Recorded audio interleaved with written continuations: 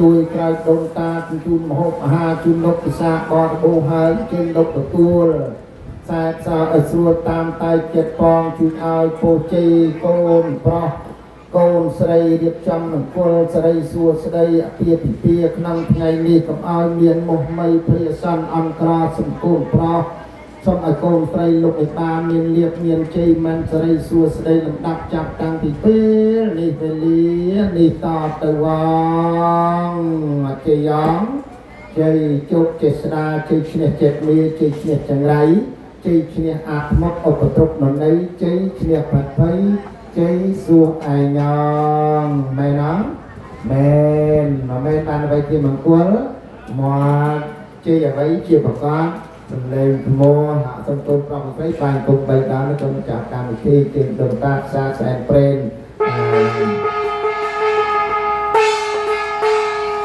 មកថយស្ពកណាទូសម្បត្តិមង្គលអភិសេកចម្រើនស្រីទិញចំដៃគុណពីរចឹងសំគុណ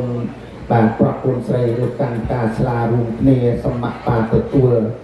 បានការស្លាបានអភិសេកប៉ា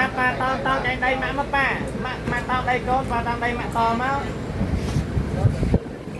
ទទួលការចូលទៅប៉ាត្រូវដៃម៉ាក់ប៉ាត្រូវកែដែរបាទលោកតោដៃកូនតិចប៉ាដកខ្នើយទៅនេះដកទៅទៅក្រោយទៅបាទសុំមកត្រង់កោទេ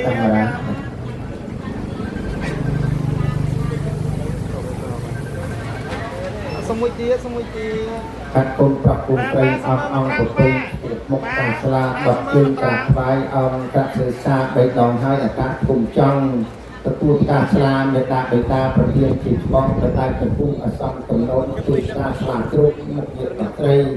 សំឈោដែលមកចាំទទួលយកការស្លាពិសីសម្រាប់ចែកជូនញាតិមិត្តប្ត្រីបានពុះឲ្យគេប្រពៃសាភាសុភ័ក្រពងពោះ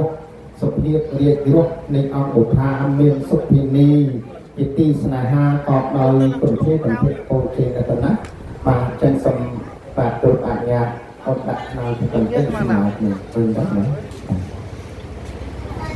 អត់សម្ដីសួស្ដីកូនប្រុសកូនស្រីទាំងពីរបាទចេញសូមកូនប្រុសកូនស្រីលើកដៃទៅជឿបាទ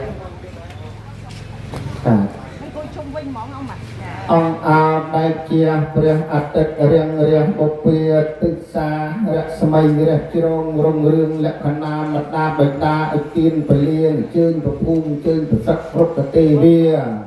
អញ្ជើញលោកជួយជាប្រធានសាក់សីពលាបាក់វងនាងត្រៃត្រង់អង្គទិនគ្នាលឹកហាត់ប្រណំបង្គំវន្ទាសំពះសំជ័យជួយជារក្សាសង្គមប្រុសកូនស្រីបានពួរ4កតាគឺអាយុវណ្ណៈសុខៈពលៈសិរីសុវិសាភវន្តតេ